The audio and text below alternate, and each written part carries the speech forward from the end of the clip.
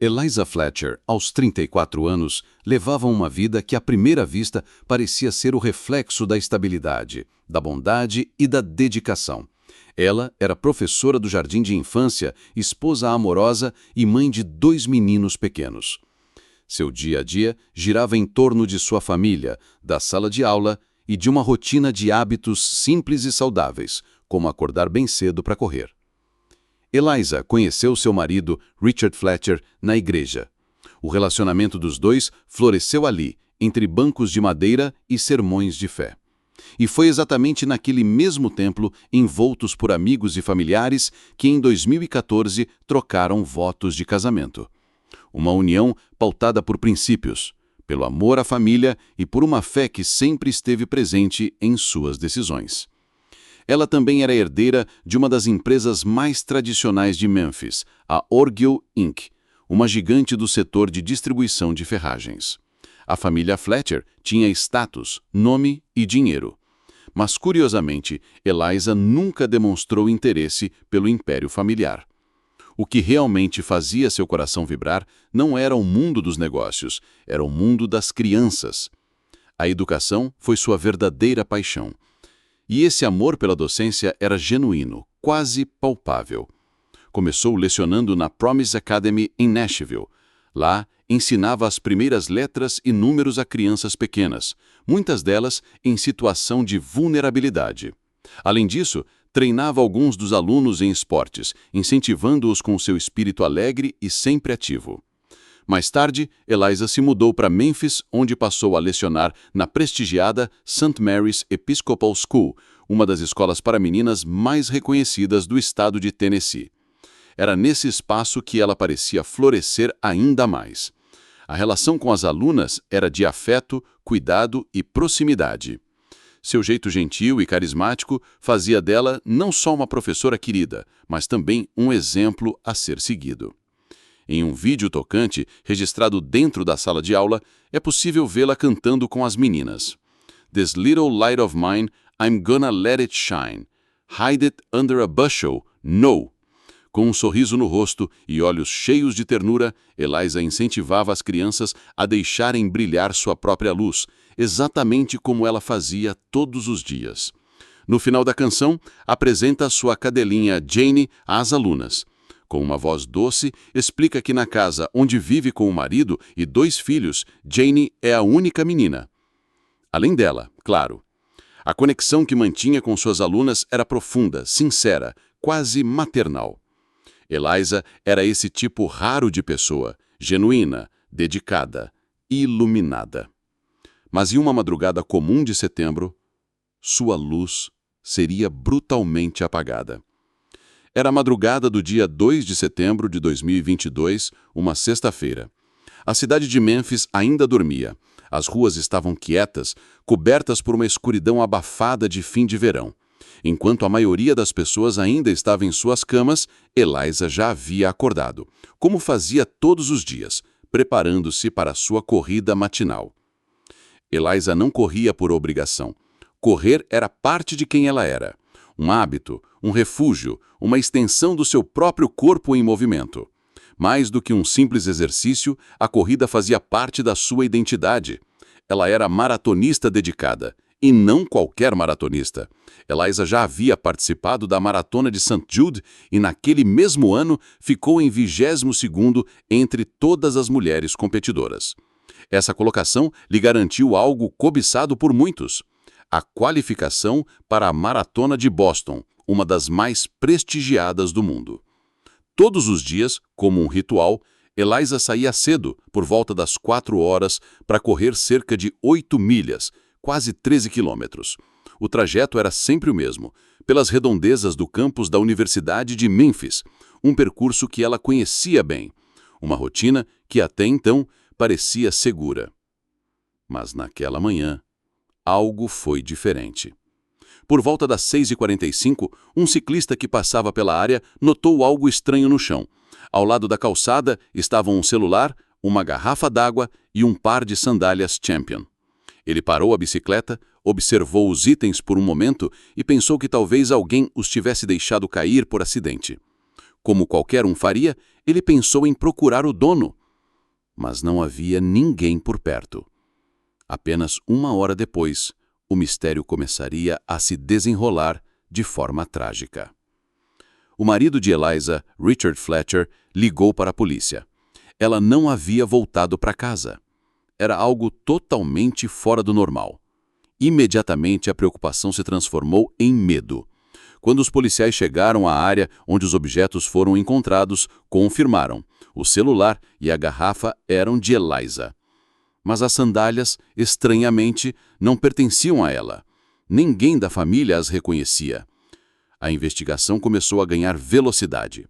A polícia começou a reunir imagens de câmeras de segurança instaladas ao longo do trajeto que Eliza fazia todos os dias. E foi então que o que parecia apenas um desaparecimento começou a tomar a forma de algo muito mais sombrio. Nas imagens, Eliza aparece correndo com sua roupa habitual de treino, uma blusa rosa vibrante, shorts azul arroxeados da Lululemon e os passos determinados de quem fazia aquilo todos os dias. As câmeras a captam em diferentes pontos do trajeto. Mas então, algo perturbador aparece nas filmagens. Um veículo obscuro, um GMC Terrain, modelo SUV, circulava a área com um padrão suspeito. A mesma SUV havia sido vista rondando aquele mesmo ponto por aproximadamente 30 minutos. Até que em um momento exato, o carro para no acostamento. Fica imóvel por alguns segundos. E então, Eliza aparece correndo em direção ao ponto. Foi nesse momento que tudo mudou. Das sombras do carro, um homem salta subitamente, corre em direção a Eliza e a arrasta com violência para dentro do veículo. A luta parece breve, mas intensa. A SUV permanece ali, estacionada, por 4 minutos, tempo suficiente para que algo terrível acontecesse. Em seguida, o carro arranca em alta velocidade e desaparece pelas ruas escuras da cidade. As imagens, infelizmente, não eram boas. Ainda estava muito escuro. E tudo aconteceu rápido demais. Os rostos não puderam ser identificados. Mas alguns detalhes chamaram a atenção. Um dos faróis do carro estava danificado. E ao cruzar os dados com outras câmeras, os investigadores conseguiram uma parte da placa do veículo. Com esse avanço, também veio uma nova pista. As sandálias deixadas no local do sequestro não eram de Eliza, mas estavam lá, próximas ao celular e à garrafa. A polícia acreditava que elas pertenciam ao sequestrador. Elas foram imediatamente enviadas para análise forense. Se houvesse material genético ali, talvez tivessem um nome. Enquanto isso, as buscas se intensificavam. A polícia patrulhava a região a pé, de carro e até com apoio aéreo. O bairro inteiro foi vasculhado. Cães farejadores, agentes do FBI, helicópteros, todos estavam empenhados em encontrar Eliza ou pelo menos entender o que havia acontecido com ela. No mesmo dia, a família de Eliza, com o rosto devastado, foi à mídia fazer um apelo comovente. O tio dela, falando em nome do marido, Richard, dos filhos pequenos, da mãe Adele, pai Beasley e irmão Gil, declarou: "Queremos agradecer pelas orações, pelo apoio. Eliza tocou o coração de muitas pessoas e isso está evidente. Queremos agradecer ao Departamento de Polícia de Memphis, ao xerife do condado de Shelby, ao TBI, ao FBI, todos que estão trabalhando incansavelmente para encontrar Eliza. O mais importante, queremos que ela volte para casa em segurança e oferecemos uma recompensa quem tiver qualquer informação." A cidade inteira de Memphis começava a se mobilizar. A história de Eliza repercutia. A mulher sorridente do vídeo, a professora carinhosa que cantava com as crianças, agora era protagonista de um caso de sequestro em plena luz do dia. O medo começava a espalhar. E a corrida de Eliza, aquela que ela começou naquela manhã, nunca seria terminada. Conforme as horas passavam, o caso tomava proporções ainda maiores. A cidade de Memphis já não era mais a mesma. As pessoas estavam em choque.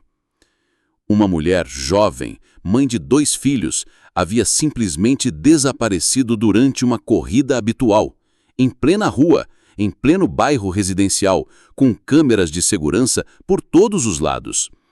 Mas o que ninguém esperava era a velocidade com que a polícia começaria a fechar o cerco. Assim que as sandálias encontradas na cena do crime foram enviadas para análise, a equipe de perícia conseguiu extrair material genético. O DNA coletado foi processado com urgência e o resultado foi imediato. Pertencia a um homem que já estava no sistema e há muito tempo. O nome era Cleota Abston, também conhecido como Cleota Henderson, um nome já muito familiar para as autoridades de Memphis. Ele tinha 38 anos, mas seu histórico criminal começava muito antes da vida adulta. Aos 11 anos, já havia cometido seus primeiros delitos. Aos 14 anos, foi acusado de estupro. E aos 16, protagonizou um sequestro brutal que chocou o Estado.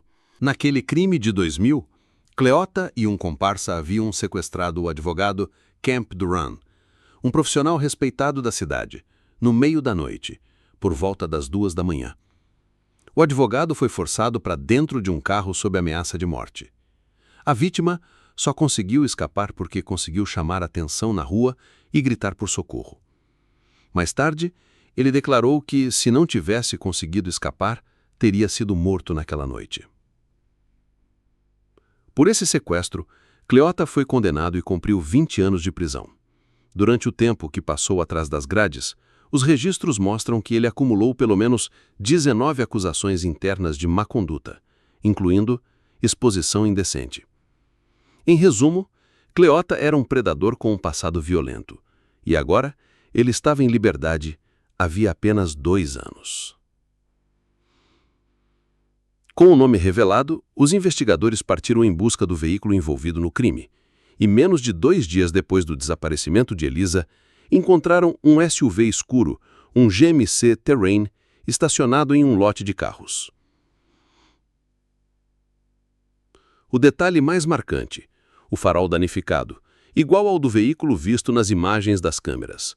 A conexão era clara. O veículo foi apreendido e Cleota foi localizado rapidamente. Ele estava em um bairro próximo, agindo de forma estranha. Foi preso sem oferecer resistência. Naquele momento, foi formalmente acusado de sequestro especialmente agravado e destruição de provas. Ainda assim, se recusava a cooperar. Não dizia uma palavra sobre o paradeiro de Elisa. Enquanto isso, novas informações começavam a surgir. Vizinhos relataram comportamentos suspeitos nas horas seguintes ao sequestro. Um deles disse ter visto Cleota limpando o interior do carro com produtos de limpeza industrial, como limpador de piso. Já seu irmão, Mário Abston, contou que o viu lavando suas roupas na pia, de forma desesperada, pouco tempo depois do ocorrido. A polícia também passou a investigar a residência de Cleota e o entorno do local onde o carro foi encontrado. Paralelamente, as autoridades vasculhavam a casa de Elisa e Richard, o marido, não por suspeita real, mas como parte do protocolo. Levaram alguns pertences pessoais, incluindo um laptop e o carro da família, buscando qualquer pista. Mas mesmo com o principal suspeito sob custódia, a angústia persistia. Elisa ainda não havia sido encontrada. Nenhum sinal de vida, nenhum contato, nenhuma prova concreta de onde ela estava, ou se ainda estava viva. O que tornava tudo ainda mais doloroso era o fato de que, mesmo com o suspeito identificado e preso, ele não colaborava. E quanto mais o tempo passava, menor era a esperança de encontrá-la com vida. No terceiro dia após o desaparecimento, as autoridades aumentaram a recompensa e contaram com o apoio direto do FBI. Dados de celulares foram cruzados, torres de sinal monitoradas. Eles queriam entender onde o telefone de Cleota esteve nas últimas 72 horas e, principalmente, se ele tinha estado em algum local remoto onde um corpo pudesse ter sido escondido. A tragédia, no entanto, se revelaria em pouco tempo.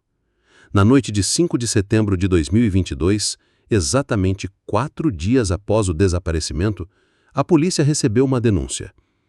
Uma área arborizada e abandonada havia chamado a atenção. Por volta das 17h07, oficiais da polícia de Memphis se deslocaram até a Rua Victor, número 1600, onde havia um duplex desocupado.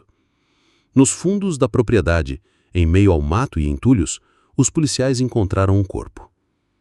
Logo, a perícia foi acionada. A cena era silenciosa, tensa, sombria. E pouco tempo depois, veio a confirmação que ninguém queria ouvir. Era Eliza Fletcher.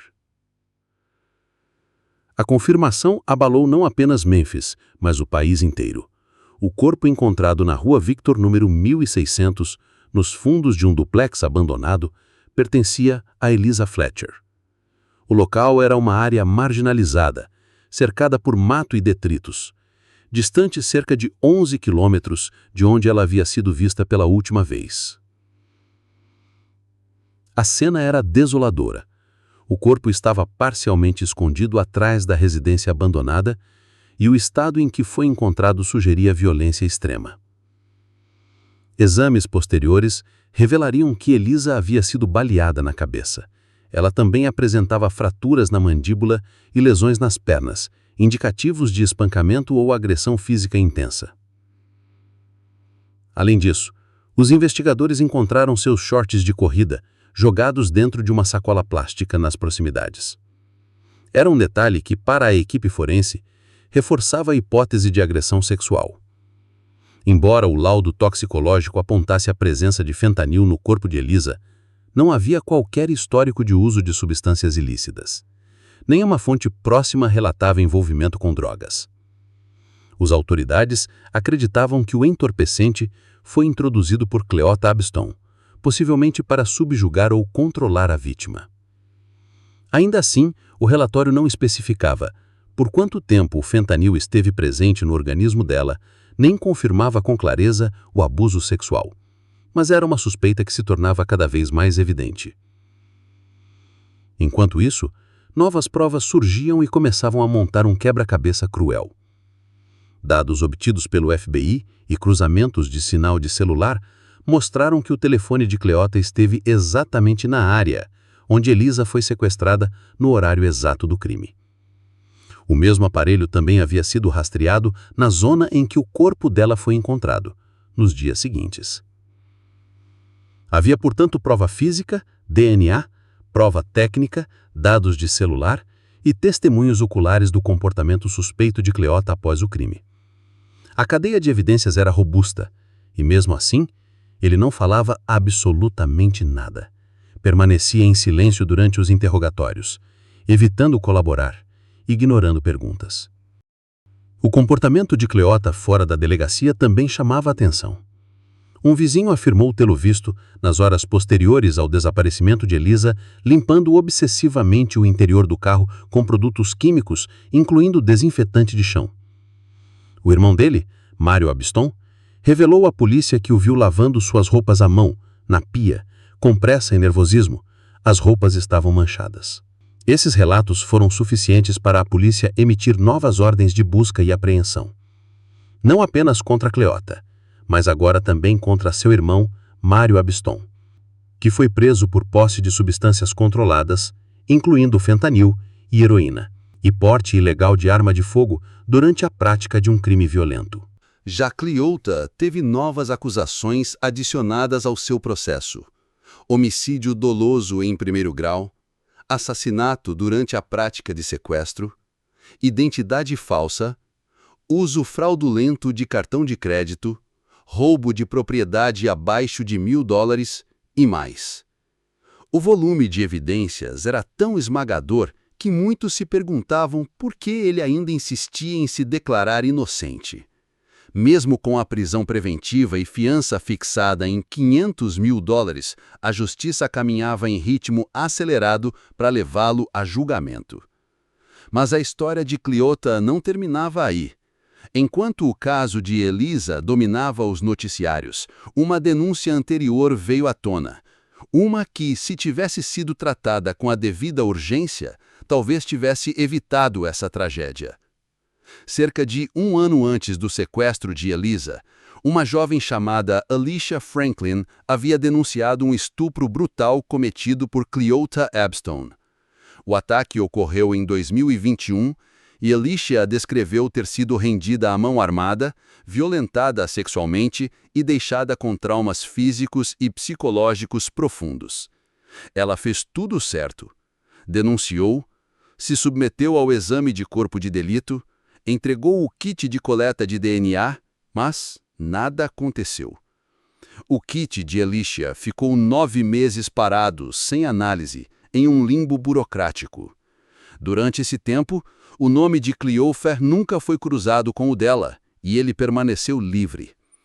Só 3 dias após o desaparecimento de Elisa, o kit de Alicia finalmente foi processado.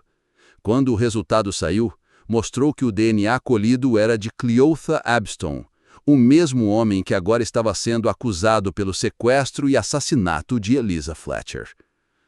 Alicia, ao descobrir o que havia acontecido, entrou com um processo contra a cidade de Memphis e o departamento de polícia, alegando negligência grave. Segundo seu advogado, eles sabiam quem era, tiveram acesso às informações e não fizeram nada. Por causa dessa falha, Elisa Fletcher foi assassinada. Ela estaria viva hoje se tivessem feito o trabalho deles. As falhas do sistema estavam expostas. Cleotha Abston, que já carregava uma longa lista de crimes desde a infância, nunca deveria ter estado livre, mas estava. E por isso, 2 vidas foram destruídas. A de Elisa, que sobreviveu, mas vive com as cicatrizes, e a de Elisa, que não teve a mesma sorte. A dor da família Fletcher era imensurável. Em questão de dias, eles passaram de uma rotina comum e familiar para um pesadelo contínuo. Elisa, aquela mulher sorridente que cantava com as alunas, aquela mãe presente, aquela corredora disciplinada, agora estava morta. E a ferida deixada por essa perda ainda era agravada por uma indignação coletiva. Isso poderia ter sido evitado. Enquanto a cidade de Memphis ainda tentava compreender a extensão do horror, Cleotha Abston foi formalmente acusado não apenas pelo sequestro e assassinato de Elisa Fletcher, mas também por um segundo caso brutal, o estupro de Alicia Franklin, ocorrido 1 ano antes e negligenciado pelas autoridades. A mídia passou a acompanhar ambos os processos. O sistema de justiça criminal do Tennessee estava sobre os holofotes. A pressão aumentava. A investigação do caso Alicia revelou o que muitos já suspeitavam. O Estado falhou. O kit de estupro que poderia ter identificado Cleotha ficou estagnado por 9 meses, e quando finalmente foi processado, já era tarde. Elisa já havia desaparecido, já havia sido morta. Diante disso, Alicia processou a cidade de Memphis e o departamento de polícia, alegando que a ineficiência no manuseio do seu caso resultou diretamente na morte de outra mulher. Seu advogado foi categórico. Eles tinham o DNA, eles sabiam quem era, e mesmo assim não fizeram nada. Se tivessem agido, Elisa Fletcher estaria viva. A dor pessoal se tornou também coletiva. A população de Memphis se sentia insegura, desprotegida, traída, e foi nesse contexto que 1 semana após o corpo de Elisa ser encontrado, centenas de pessoas se reuniram para homenageá-la de uma forma simbólica e poderosa. O evento foi chamado de Let's Finish Lisa's Run. Vamos terminar a corrida de Elisa. Era madrugada. O relógio marcava 4 horas da manhã, o mesmo horário em que Elisa costumava sair para correr. Pessoas de todos os bairros, faixas etárias, raças e religiões se reuniram para completar o trajeto que ela fazia todos os dias. 8,2 milhas de silêncio, de lágrimas, de força coletiva. Era uma corrida pela memória, pela justiça, pela dor compartilhada. Enquanto isso, os trâmites legais avançavam. Cleotha, mesmo diante de provas esmagadoras, manteve-se em silêncio e declarou-se inocente. Seus advogados, no entanto, logo perceberam que não havia como contestar o inevitável. Além do DNA, da filmagem, dos dados do celular e do carro com farol quebrado, também havia registros bancários e uso fraudulento de cartão de crédito, conectando-o diretamente aos momentos pós-crime. Em dezembro de 2024, após longas conversas com sua defesa, Cleotha Abston mudou seu depoimento.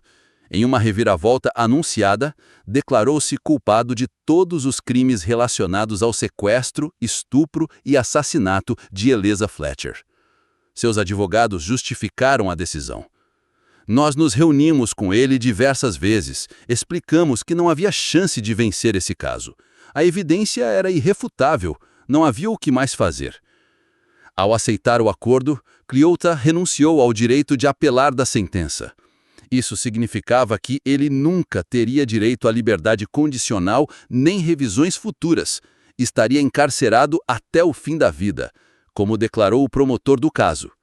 Esse homem nunca mais pisará nas ruas de Memphis, ele morrerá na prisão. E isso é uma boa notícia para a segurança da nossa comunidade. Antes do encerramento do processo, a família de Eliza enviou uma declaração por escrito.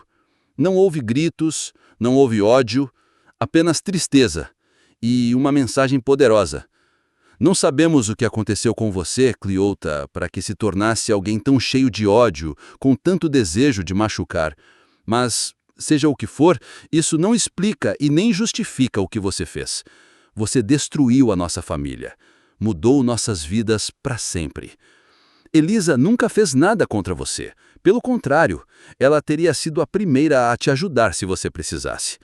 Agora, nada mais será como antes. A sentença foi anunciada: prisão perpétua sem possibilidade de liberdade condicional. Além disso, ele também recebeu condenações de 80 anos de prisão pelos crimes cometidos contra Alicia Franklin, incluindo estupro agravado, sequestro agravado e porte ilegal de arma de fogo. Mesmo que um dia as leis mudassem, o que é improvável, a soma das sentenças garantiria que ele jamais voltasse à sociedade. A repercussão dos casos levou o legislativo do estado a agir. O Congresso do Tennessee aprovou nova legislação exigindo que o Bureau of Investigation do estado divulgasse relatórios trimestrais sobre o status e prazos de análise de kits de agressão sexual. A intenção era garantir que nenhuma denúncia como a de Alicia fosse negligenciada novamente. O caso de Eliza Fletcher virou símbolo de um problema profundo: as falhas do sistema. Falhas que custaram uma vida. Uma vida que, para tantos, representava luz, esperança, bondade e fé. Como disseram seus familiares, o sorriso de Eliza irradiava alegria, energia e conforto. Seu marido, seus filhos, seus pais, seu irmão, suas alunas, suas colegas de trabalho, sua igreja, todos sentem falta dessa luz. A vida de todos nós está um pouco menos brilhante agora. E, num gesto final, durante uma homenagem íntima na escola onde lecionava, suas alunas cantaram novamente a canção favorita de Eliza. This little light of mine, I'm gonna let it shine. Let it shine, let it shine, let it shine.